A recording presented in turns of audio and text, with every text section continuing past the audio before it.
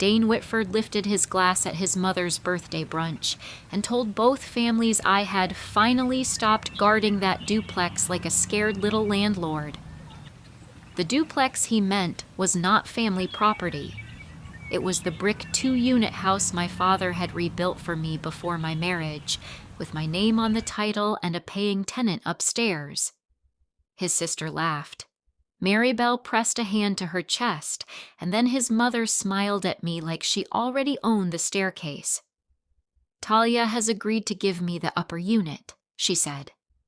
I smiled back because the tablet on my lap held the contractor emails Dane thought were gone, the permit records he never filed, and one video clip that would make his toast sound like a confession. Welcome back to Revenge Stories, where family betrayal does not always arrive screaming. Sometimes it walks in dressed for brunch, kisses everyone on the cheek, and waits for the weakest person in the room to surrender. This story is about public humiliation, hidden truth, quiet revenge, and the painful kind of justice that does not need to raise its voice. To understand why I stayed so still while Dane insulted me in front of both families, you need to know what happened before that brunch, before the fake invoices, before his mother started calling my duplex our family property. Let me take you back to the first boundary they crossed. I was 34 years old, living in Asheville, North Carolina, and working as a billing integrity auditor for a regional hospital network. That meant my job was not glamorous, not loud, and not easy to explain at parties. I reviewed patient charges, insurance codes, reimbursement trails, physician notes, vendor contracts, and the quiet little places where money could disappear if no one was paying attention. People assumed I stared at spreadsheets all day, and technically, they were right. What they missed was that I had built a career out of noticing what other people hoped would stay boring. A wrong date, a repeated invoice number, a missing authorization, a signature sitting half an inch too high on a scanned page. Those things spoke to me. Dane should have remembered that before he tried to steal from me with paperwork. Dane and I had been married for 4 years when the duplex became the battlefield. When I met him, he was polished in the way certain men learn to be when charm has paid their bills for too long. He worked in commercial leasing, wore crisp shirts, remembered names, and could make a banker feel like an old friend after one handshake. He was not stupid. That was part of what made him dangerous. A stupid man makes obvious mistakes. Dane made reasonable suggestions that carried hidden ownership inside them. We should paint the hallway. We should look into upgrading the upstairs unit. We should think about what makes sense for the family. At first, I heard a husband talking about home maintenance. Later, I understood that he was practicing the language of possession. The duplex was mine before Dane ever packed a shirt into my closet. My father, Russell Mercer, bought it at a city auction 8 years earlier after the previous owner let the property collapse into unpaid taxes, busted gutters, and weeds tall enough to hide the porch rail. It was a narrow brick place on a quiet street in West Asheville, with 2 front doors under one roof, a lower unit with creaky pine floors, and an upper apartment with sunlight that came through the kitchen window like honey. My father was an electrician for 37 years. He did not speak in poetry. He spoke in measurements, breaker panels, and weather reports. But when he handed me the title packet 2 months before my wedding, his eyes were red. "This is not a wedding gift," he told me in my parents' kitchen. "This is protection." My mother, Laurel, touched my hand and said, "Your father rebuilt that place so you would always have a door nobody could lock you out of."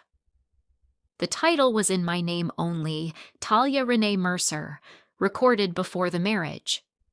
The gift affidavit was notarized, dated, and blunt. The duplex was my sole and separate property. Dane knew that because my father made him sit at the same kitchen table and hear it out loud. Dane laughed then, the charming laugh, the one that made everyone relax. "Russell, I'm not marrying her for a duplex," he said, and my father answered without smiling, "Good. Then you won't mind that it stays hers." We all laughed because it seemed harmless at the time. I kept the original title, affidavit, insurance policy, and tax records in a locked file cabinet in the small downstairs office. My father had built the cabinet shelf himself. He had also told me not to leave the key where a husband could find it. I rolled my eyes when he said that. I stopped rolling my eyes later. For the first 2 years, the duplex felt like peace.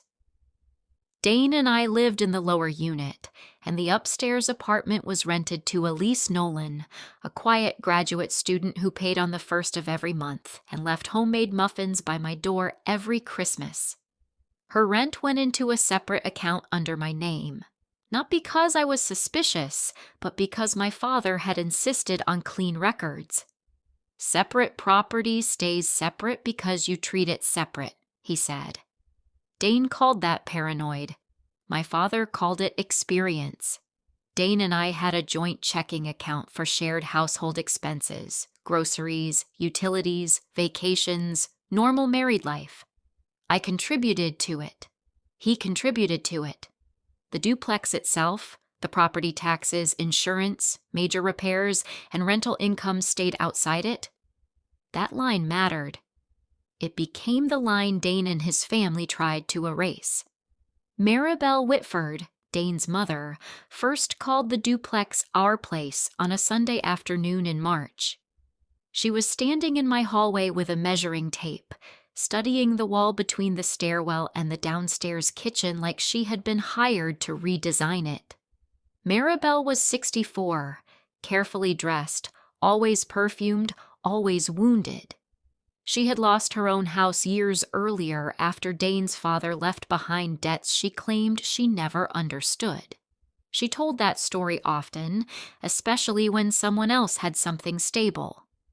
"When a woman loses her home," she once told me, "people expect her to become small." I had sympathy for her. That was my first mistake. Sympathy becomes a door when the wrong person is looking for an entrance. That day, Maribel tapped the hallway wall with one manicured nail and said, "If we open this up, the whole place would feel more like one home instead of 2 little boxes." I looked up from the laundry basket in my hands and said, "It is 2 units, Maribel. That is the point." She smiled without looking at me. For now. Dane was standing behind her with his hands in his pockets, pretending to inspect the ceiling. I turned to him and asked, "Did you invite your mother here to measure my hallway?" He sighed like I had embarrassed him in front of royalty. "She's just thinking out loud, Talia. You don't have to act territorial every time someone has an idea." I remember setting the laundry basket down slowly because my first instinct was to snap. And I had learned that snapping only lets entitled people pretend they are victims. So I smiled and said, "Ideas are welcome. Decisions are not." The next boundary came from Kendra. Dane's younger sister was 29, loud in a casual way, and always one unpaid bill away from calling it a rough season. She worked part-time at a boutique salon, sold beauty products online, and treated other people's storage space as a community resource. One Thursday evening, I came home from work and found 6 plastic bins stacked in my garage, all labeled with Kendra's handwriting. Curling tools, retail stock, backdrop cloth, client robes, ring light. My car was parked halfway into the driveway because there was no room inside. Kendra stood there in leggings and a cropped sweatshirt, sipping from one of my tumblers. "Dane said it was fine," she said before I asked a question. "Just until I get my studio situation figured out." I looked at Dane, who had suddenly become fascinated by the trash cans. You offered my garage to your sister? I asked. He shrugged. It's empty space. I said, it was empty because I own it, not because it was waiting for your family to occupy it. That was the first night Dane called me selfish. Not loudly, not in a dramatic scene. He waited until Kendra had driven away with half her bins still in my garage, then leaned against the kitchen counter and said, You know, most wives want their husband's family to feel welcome. I was rinsing a plate in the sink, and I remember the warm water running over my fingers while something cold settled in my chest. Welcome means invited, I said. It does not mean assigned space. He laughed once, bitterly. There it is.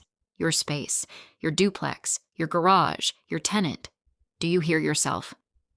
I turned off the faucet and looked at him. Yes. I hear a woman naming things correctly. He slept on the couch that night. In the morning, he kissed my forehead like nothing had happened. Dane could weaponize affection almost as smoothly as he weaponized guilt.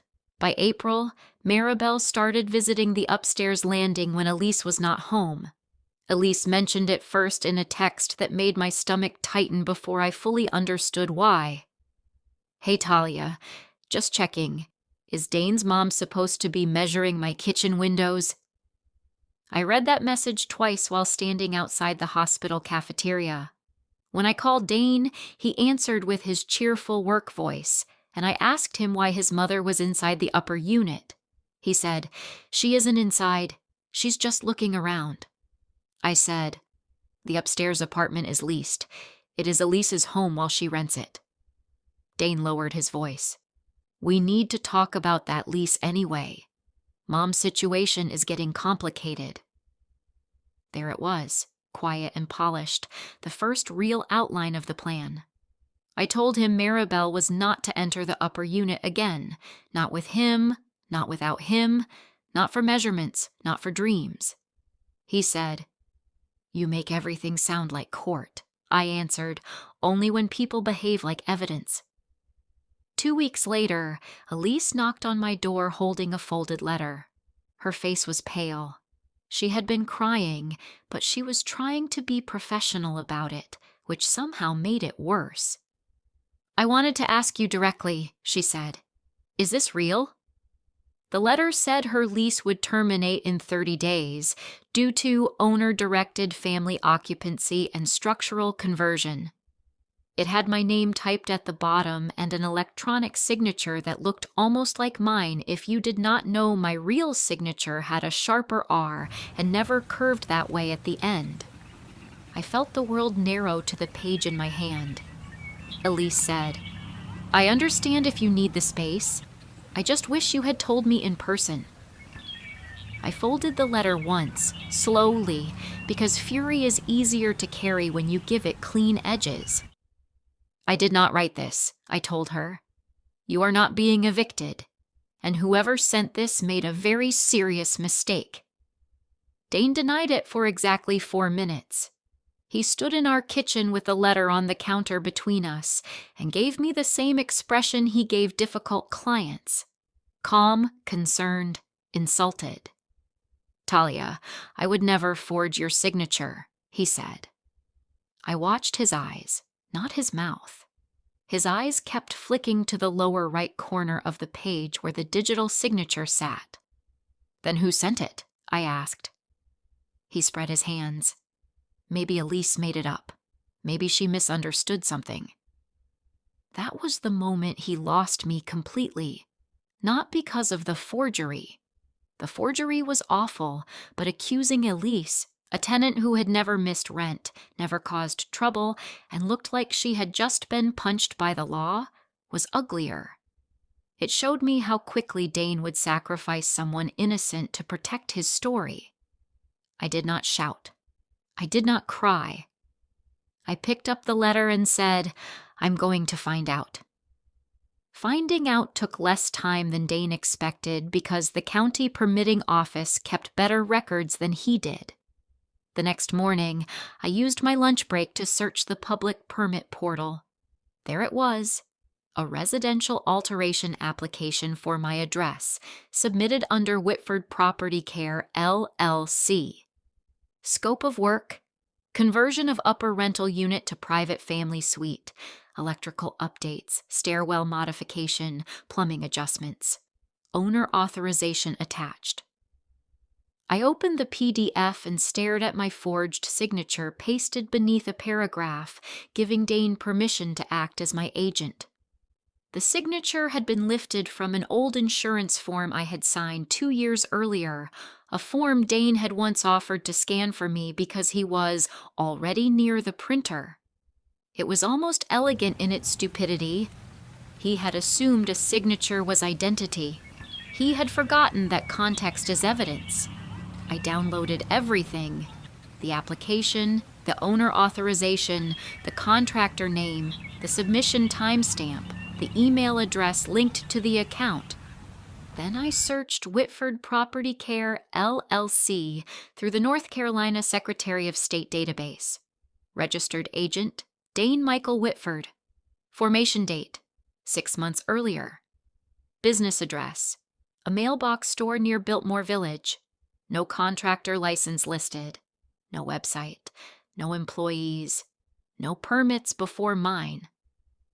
I sat at my desk, surrounded by hospital billing reports, and felt my professional life and personal life fold into one terrifyingly clear picture. This was not a husband making a bad emotional decision for his mother. This was a paper trail with intent. That night, I cooked salmon, roasted green beans, and asked Dane how his day had gone. He told me about a lease negotiation at work, complained about traffic, and kissed my temple while passing behind my chair. I let him. That is the part people never understand about quiet revenge. They think calm means forgiveness or fear. Sometimes calm is simply the shape fury takes when it has work to do.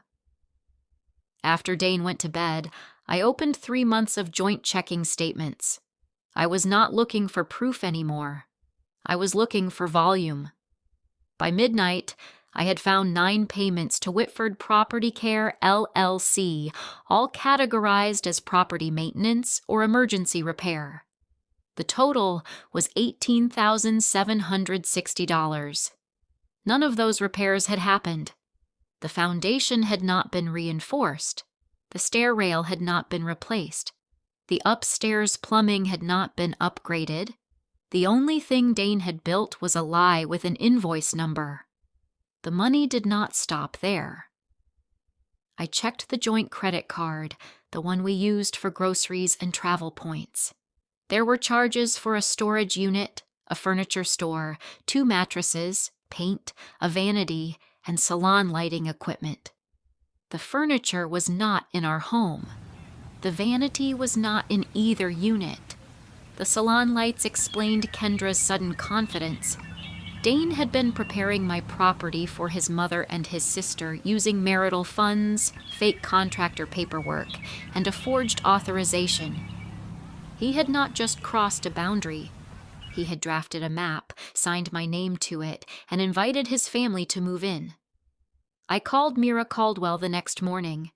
Her office was downtown, above a bookstore that smelled like old paper and rain.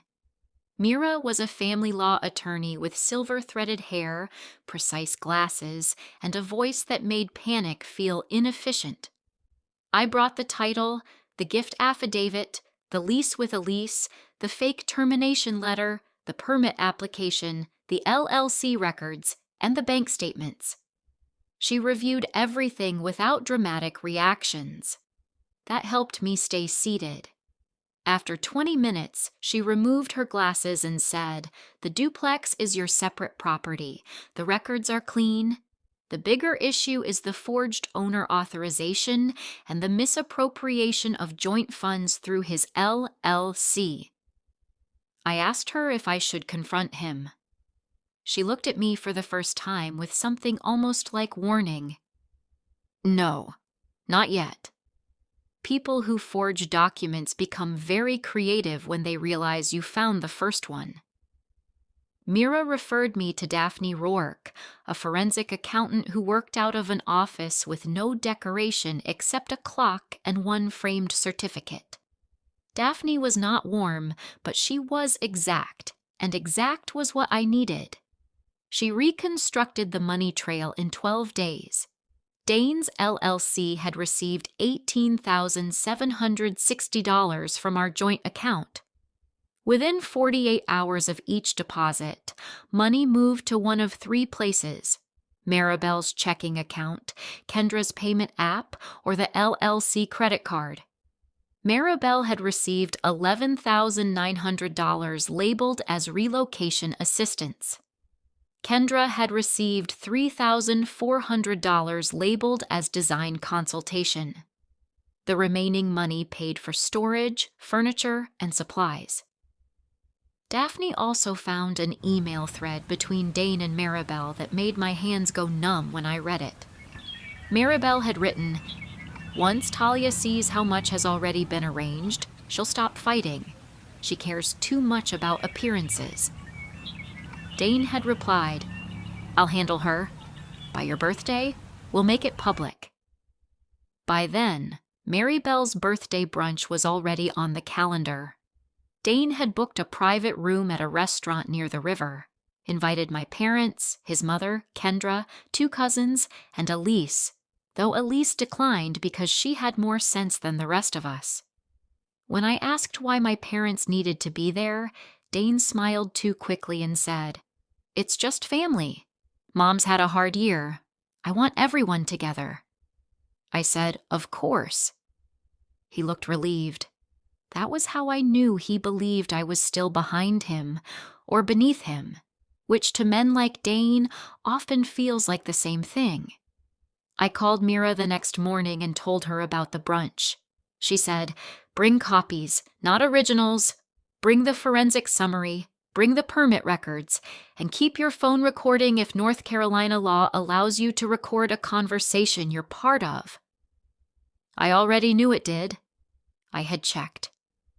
The week before the brunch, Dane became tender. He brought me coffee. He rubbed my shoulders while I reviewed spreadsheets at the dining table. He told me I looked tired and said, "After Mom settles in, things will be easier." I looked at my laptop screen and asked, "Settles in where?" His hands paused for half a second. "I mean, once we figure out a plan." He kissed the top of my head and walked away before I could see his face. I sat there after he left the room, staring at the reflection of myself in the darkened laptop screen. I looked calm. That almost scared me more than anger would have. Wounded people shake. Ready people become still. My parents arrived at the restaurant 10 minutes early. My father wore a navy jacket I had not seen since my wedding rehearsal dinner, and my mother carried a small purse with both hands. Laurel hugged me longer than usual. She knew. Mothers always know when their daughters are standing on the edge of something. Russell looked at the tablet case under my arm and gave a single nod. He had brought certified copies of the original title and affidavit, because when I asked him for documents, he did not ask for drama. He brought documents.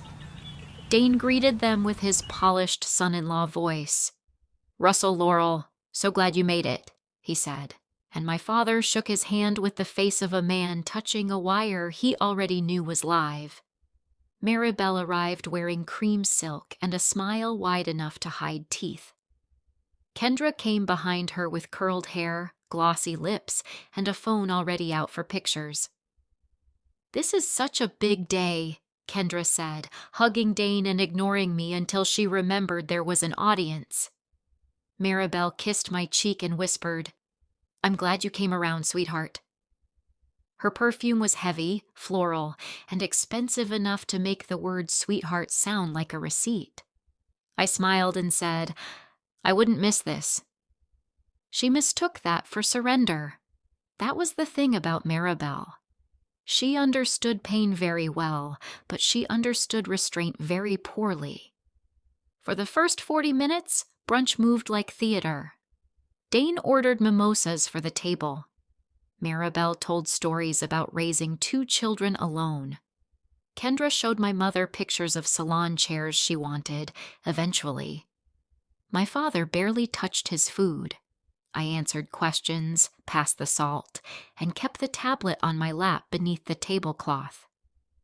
Every few minutes, Dane glanced at me with pride, as if my calm belonged to him. I wanted to tell him that silence is not always obedience. Sometimes it is a loaded room waiting for the lights to come on. Then Dane stood. He tapped his spoon against his glass, and the private room softened into attention. "I want to say something about my mother," he began. "She gave up everything for us, and she has spent too many years living like she's temporary." Maribel lowered her eyes. Kendra pressed record on her phone. Dane placed one hand on his mother's shoulder and continued. "Talia and I have talked, and she has finally stopped guarding that duplex like a scared little landlord. Family comes first. So we've decided Mom will move into the upper unit next month, and Kendra will be using the garage for her beauty studio until she gets fully established." A few people clapped. My mother went white. My father's jaw tightened. Dane turned to me with that public smile men use when they think a woman will not contradict them in front of witnesses. "Right, Tal?" I stood slowly, not because I needed drama, but because I wanted every chair to stop moving and every phone to keep recording. "I'm glad you brought up the duplex," I said. My voice was steady enough to make Dane blink. "Because there are a few details everyone should understand before your announcement becomes any more embarrassing." The clapping died. Maribel's smile stiffened. Kendra lowered her phone but did not stop recording. I placed the tablet on the table, opened the first file, and turned the screen toward my parents, then toward Dane's side of the room. "This is the recorded title. The owner is Talia Renee Mercer, not Talia Whitford, not Dane and Talia, just me." Dane laughed once, too loudly. "Baby, don't do this here." I looked at him and said, "You chose here. I'm only adding accuracy." My father slid the certified copy across the table without a word. I continued, "This is the notarized gift affidavit from my parents, dated before my marriage, stating that the duplex was transferred to me as my sole and separate property.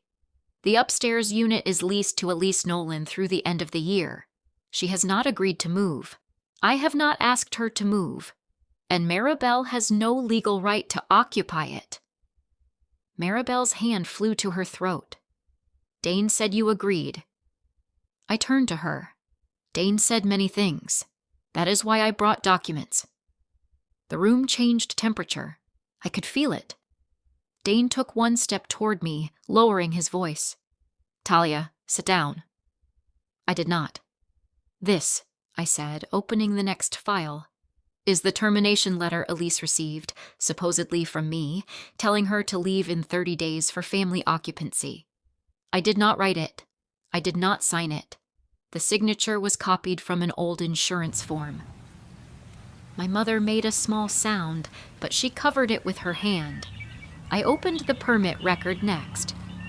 "And this is the county alteration permit filed by Whitford Property Care, LLC, requesting permission to convert my upstairs rental unit into a private family suite. Attached to that permit is another forged owner authorization with my copied signature." Kendra whispered, "Dane, what is she talking about?" Dane snapped, "Don't start." That tiny sentence did more damage than he realized. It told everyone he knew exactly what I was talking about.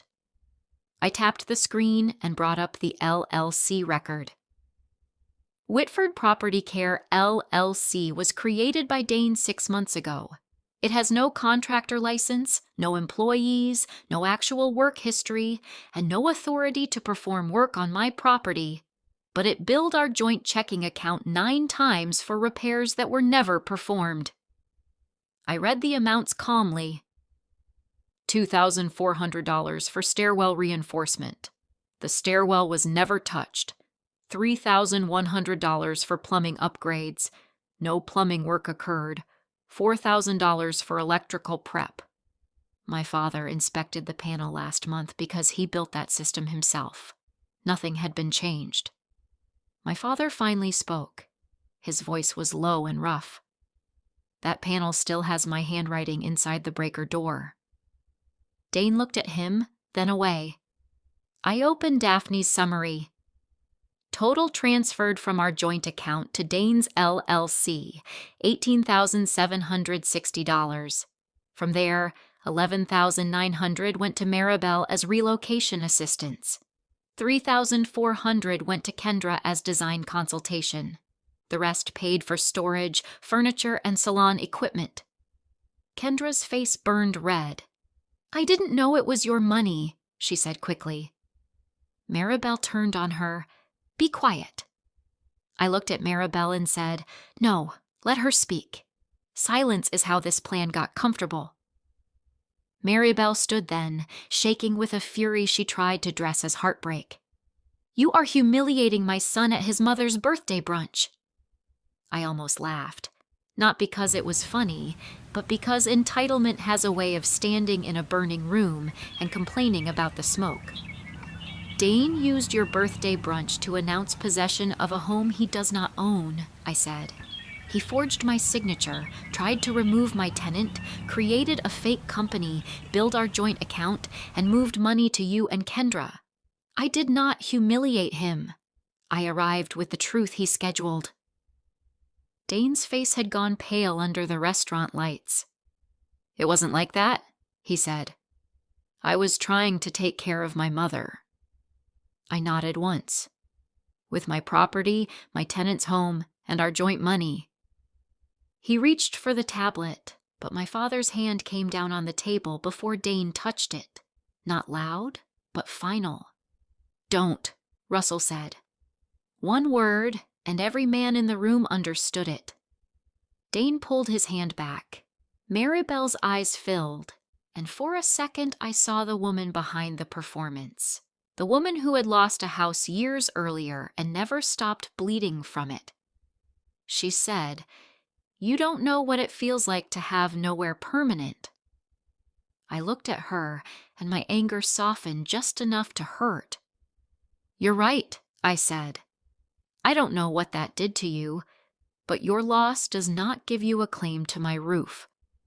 My father rebuilt that duplex after 10-hour shifts. My mother packed lunches for him so he could work weekends. They did not sacrifice so your son could forge my name and call it family. Dane's mask broke after that. He stopped being charming. He stopped being careful. You care more about a building than your own marriage, he said, loud enough for the server in the hallway to pause.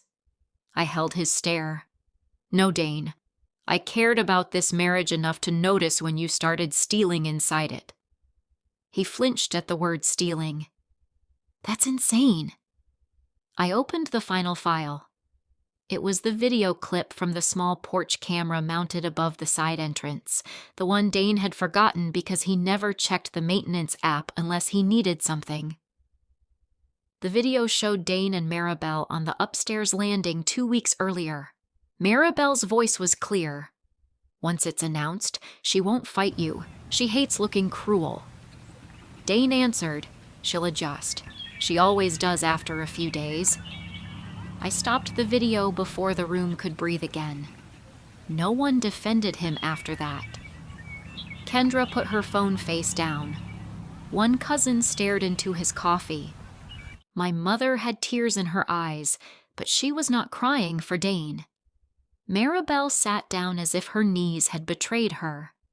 Dane looked at me with a kind of rage that finally admitted I was not the woman he had prepared for. You recorded me? He said. I answered, You recorded yourself on my property while discussing my property. There's a difference. He shook his head, half laughing, half breaking. So what now?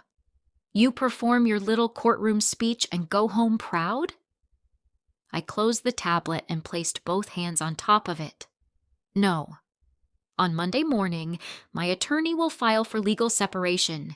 She will also file an injunction to protect the duplex from unauthorized alteration. The forged permit authorization is being reported to the county. The forensic report is going into the divorce file. You should get counsel before you send another document with my name on it. Maribel whispered, "Dane, fix this." For the first time since I had known him, Dane did not move when his mother gave an order. He just stood there with his mouth slightly open, staring at the tablet as if the screen had stolen his future. I looked at him, and the strangest sadness passed through me. I had loved this man once. I had believed his warmth was shelter, but some shelters are only stages, and when the applause stops, the walls disappear. "You had a home with me," I said. "You tried to turn it into an inheritance for people who laughed at me while taking from me. That is not marriage, that is occupation." The brunch ended without dessert. Maribel left first, clutching her cream purse like it contained a deed she would never hold. Kendra followed her, crying now, though I suspected she was crying more for the salon studio than for me. Dane stayed long enough to hiss, "You'll regret making me look like a criminal." I picked up my tablet, slid it into its case, and said, "Then you should not have left me criminal evidence." My father stood beside me, silent as a locked door. Dane looked at him, looked at me, and walked out. Through the restaurant window, I watched him argue with Maribel near the curb. She pointed at him. He pointed back. The plan had turned inward exactly the way dishonest plans do when proof enters the room. Monday morning, Mira filed the separation paperwork and the property injunction. The county placed the permit application under review, then flagged it for fraudulent owner authorization after comparing the signature source. Dane's attorney contacted Mira by the end of the week. The conversation was short because clean title documents make arguments expensive. Dane did not contest that the duplex was separate property. He could not. He had never been on the title, had never paid property taxes from separate funds, had never contributed to capital improvements in a traceable way, and had created an unauthorized LLC paper trail that made him look worse every time someone read it. The financial part took longer, but Daphne's report held. In mediation, Dane agreed that the $18,760 routed through Whitford Property Care, LLC, would be charged against his share of marital assets. The LLC credit card debt stayed with him. Kendra returned part of the money she had received after Mira's letter explained the word restitution in language. Even she could not soften. Maribel returned $8,000 of the relocation money and claimed the rest had already gone to deposits and furniture. I could have chased every dollar, and part of me wanted to. But Mira looked at me during one meeting and said, "Sometimes the cleanest victory is keeping the house and cutting the rope." So I cut the rope, not because they deserved mercy, but because I deserved silence. Dane moved out in June. He packed quickly, angrily, and without looking at the walls. He took the espresso machine, 3 suits, half the cookware, and the television he had insisted we buy together. He left behind a garage with dust outlines where Kendra's bins had been, and a lower unit that felt strangely larger without his ambition filling every corner. Elise stayed upstairs. The day after Dane left, she brought me a small lemon cake and said, "I didn't know if congratulations was the right word." I laughed for the first time in weeks. "It might be," I said. She looked toward the stairwell and added, "For what it's worth, I never believed you wrote that letter." That almost broke me more than the betrayal had. There is a particular kind of relief that comes from being known correctly after someone tries to forge your character. The divorce was finalized months later. No courtroom explosion, no dramatic confession, no movie ending with thunder outside the windows. Just signatures, settlement terms, judicial approval, and the quiet click of a door closing somewhere inside me. Dane moved in with Maribel for a while, which felt like a punishment designed by his own decisions. Kendra's beauty studio never opened. Whitford Property Care LLC was administratively dissolved after Dane failed to maintain it, which was almost poetic for a company that had never maintained anything real. I kept the duplex. I kept the upstairs lease. I kept the lower unit, the brick porch, the breaker panel with my father's handwriting, and the hallway Maribel once wanted to open into one big family home. The first Saturday after everything was final, my parents came over with paint, sandwiches, and a box of new brass numbers for both front doors. My father replaced the side gate lock. My mother washed the downstairs curtains and hummed while she worked, the way she used to when I was a child and something hard had passed through the house but not destroyed it. I painted the hallway a deep green Maribel would have hated. Elise came down later with coffee, and we all stood on the porch while the paint dried. My father looked at the 2 front doors, then at me. "Still yours," he said. I nodded, but I could not answer right away because my throat had closed around every thank you I had not said properly before. That evening, after my parents left and Elise went upstairs, I sat alone in the lower unit with the windows open. The duplex made its old sounds around me, pipes settling, wood shifting, a car passing slowly outside. For months, I had heard those sounds as warnings. Now they sounded like breath. I opened the file cabinet, checked the title packet, the affidavit, the tax records, the lease, and the settlement folder. Then I locked it again. People like Dane count on love being vague. They count on family meaning access, sympathy meaning surrender, and silence meaning consent. I had learned the opposite. Love can be generous and still keep records. Family can be welcome and still knock. Silence can be grief, strategy, or the final courtesy before proof speaks. That is how I lost a husband and kept my home. Not with shouting, not with begging, not by trying to convince people who had already decided my boundaries were cruelty. I kept it with a title, a tenant, a forged letter, a fake company, a forensic report, and one birthday brunch where the people who called me selfish had to listen while their own paperwork answered back. Dane thought he was announcing my surrender. Maribel thought she was finally stepping into a house someone else had earned. Kendra thought my garage was the beginning of her new life. They all thought I would smile because the room was watching. They were right about one thing. I did smile. But by then, the room was not watching me surrender. It was watching me open the file. Commentary there is a very specific kind of betrayal that does not arrive with shouting, cheating, or one explosive confession. Sometimes betrayal walks into your home with a measuring tape, looks at the walls your family built for you, and starts imagining where its own furniture will go. That is what makes Talia's story so unsettling. Dane did not begin by saying, "I want to take your property." Maribel did not begin by saying, "Your father's sacrifice should become my retirement plan." Kendra did not begin by saying, "Your garage looks like the perfect place for my unpaid dream." They all began with soft language: family, help, space, support, understanding. And that is exactly why this story hits so hard. Because the most dangerous people in a family are not always the ones who demand everything at once. Sometimes they ask for 1 inch, then act offended when you notice they are carrying a tape measure. What I find fascinating about Talia is that she does not behave like the broken woman Dane expected her to be. She is hurt, yes. She is angry, absolutely. But she never gives Dane the chaotic reaction he is waiting for.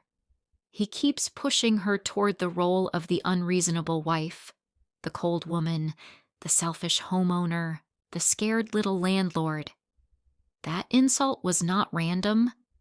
Dane needed that label because if he could make Talia look petty, then his own behavior would look generous. Think about that. He wanted to forge her signature, push out her tenant, move his mother into her upper unit, give his sister the garage, and still stand in front of both families as the noble son who was just taking care of his mom. That is not love. That is narrative control. And the moment someone tries to steal your reality and rename it for the crowd, you are not just fighting for property anymore. You are fighting for the truth. And here is the question I want you to sit with for a second.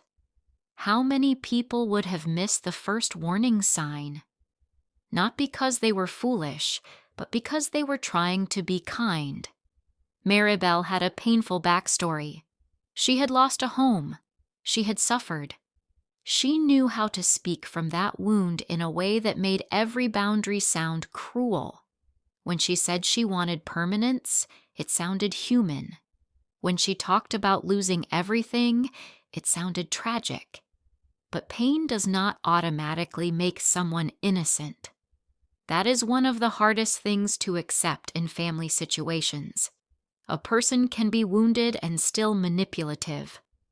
A person can have genuinely suffered and still use that suffering as a key to someone else's door. Maribel's past explains her hunger for a home, but it does not excuse her attempt to take Talia's. Dane's role is even darker because he understands both sides and chooses the wrong one deliberately. He knows the duplex belongs to Talia. He knows Russell rebuilt it before the marriage. He knows the title is clean. He knows there is a tenant upstairs with a legal lease. He knows all of it, and that is what makes his betrayal sharper. This was not confusion. This was not a husband misunderstanding marital property. This was a man gambling that emotional pressure would accomplish what legal ownership would not. And that is an ugly kind of arrogance. He assumed Talia would not risk looking harsh. He assumed she would not correct him publicly. He assumed her need to preserve peace would be stronger than her need to protect herself. That assumption is where his whole plan begins to collapse, because Talia is not peaceful because she is weak. She is peaceful because she is disciplined. Let's talk about the forged letter to Elise, because that moment changes the story completely. Up until then, Dane's behavior is controlling, entitled, and disrespectful. But once that fake termination letter appears, the story moves into something colder.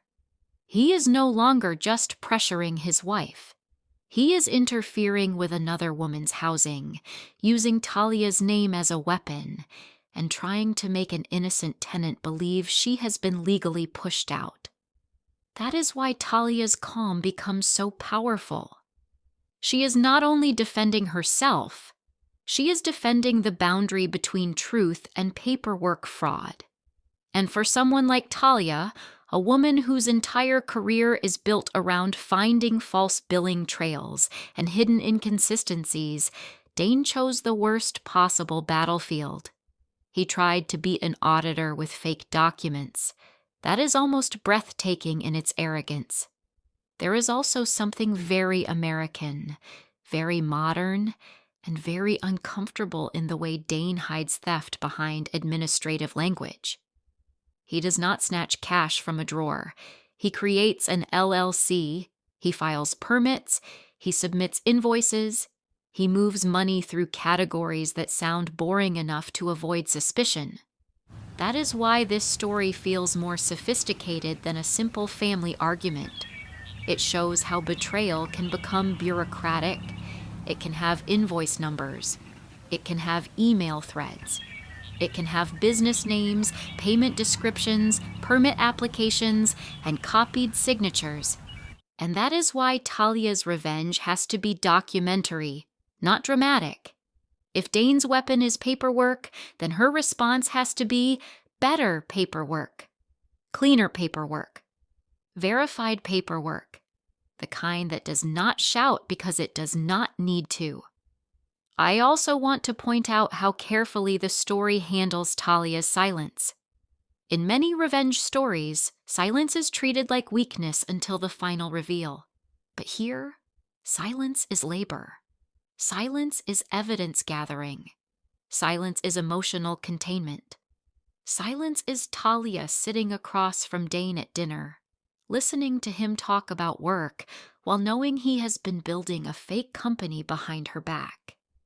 That kind of silence costs something. It is not easy to keep your voice steady when someone you trusted is still touching your shoulder, still calling you baby, still pretending the house is safe while he is actively trying to rearrange your life without permission. So when Talia smiles at the brunch, that smile is not performative. It is the final layer of restraint before truth enters the room. And what about Kendra? I know some people may see her as less guilty than Dane or Maribel because she says she did not know the money came from Talia. Maybe that is partly true, but innocence is not the same as convenience. Kendra was perfectly comfortable benefiting from space she did not own, money she did not earn, and plans she did not question. She wanted the garage, the salon lights, the studio, the launch of her new life. But she never stopped long enough to ask, did Talia actually agree to this? That matters. In family betrayal, not every person is the mastermind. Some people are simply happy to profit from the mastermind as long as they can keep their hands clean. Kendra's guilt is not the guilt of strategy. It is the guilt of willful comfort. Russell and Laurel, on the other hand, represent something completely different. They do not dominate the story, but their presence gives the whole revenge its moral spine. Russell rebuilt that duplex not as a luxury, but as protection. Laurel understood what that meant emotionally. Their gift was not just a building. It was a safeguard against exactly the kind of man who would smile at the kitchen table and later forge a signature. And notice how Russell does not have to give a long speech at the brunch. He slides the certified copy across the table. He says what matters. He stands between Dane and the tablet with one word, don't. That is quiet father energy at its strongest. Not loud, not theatrical, just immovable. One of the best scenes in this story is the brunch itself because Dane turns his own trap into Talia's stage. He gathers both families. He creates witnesses. He brings the emotional pressure. He frames the announcement like a done deal. He wants the room to make Talia smaller. But that is the fatal mistake of public humiliation. When you humiliate someone publicly, you also create a public record of your own arrogance. Dane wants applause. Talia brings proof. He wants a family celebration.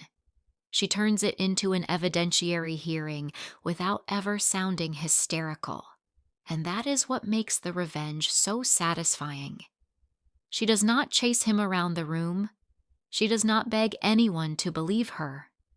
She simply places one document after another on the table until the lie cannot breathe.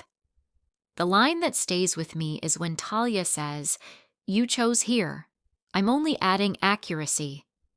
That is the entire story in one sentence. She is not escalating. She is correcting. She is not causing the scene.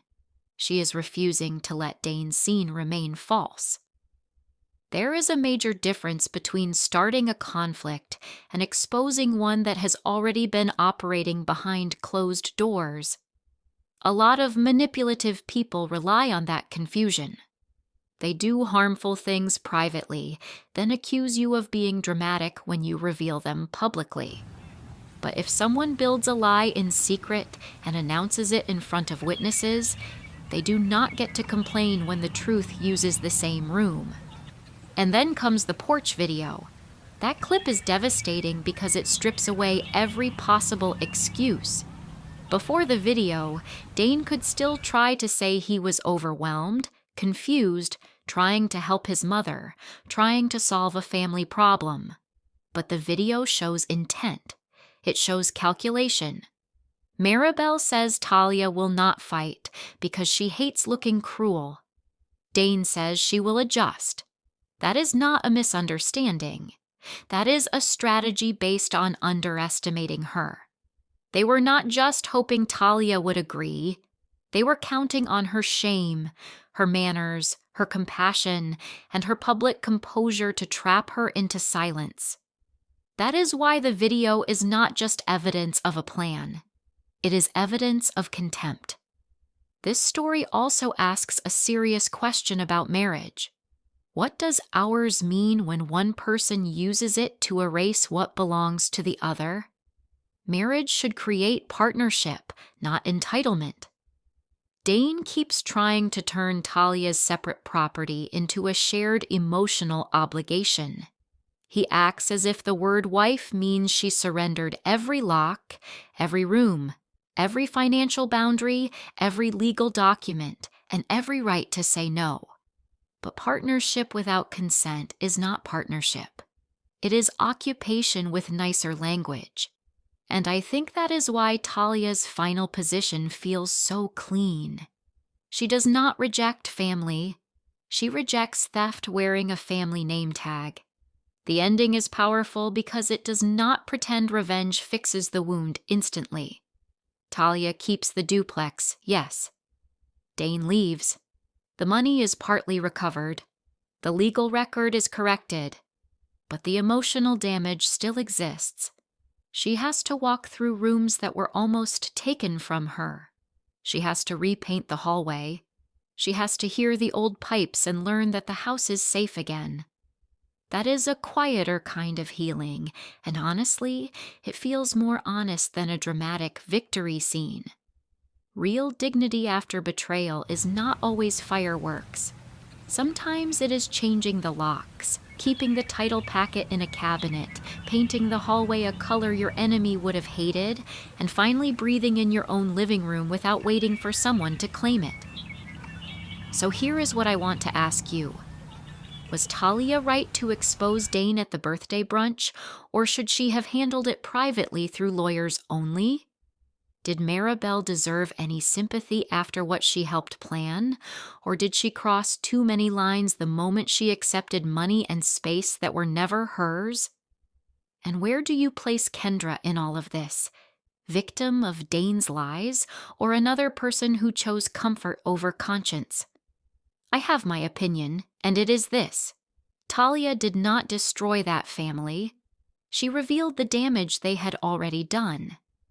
There is a difference, a very important one. For me, the strongest part of Talia's revenge is that she never becomes what they accuse her of being. Dane calls her selfish, but she protects her tenant. Maribel acts like Talia is cruel, but Talia still recognizes her pain. Kendra treats Talia's garage like unused space, but Talia never reduces Kendra to a joke. She stays precise. She stays human. She stays dangerous in the most disciplined way possible. That is what separates justice from revenge that simply becomes another mess. Talia's revenge is not chaos. It is order returning to a place where dishonest people tried to create confusion.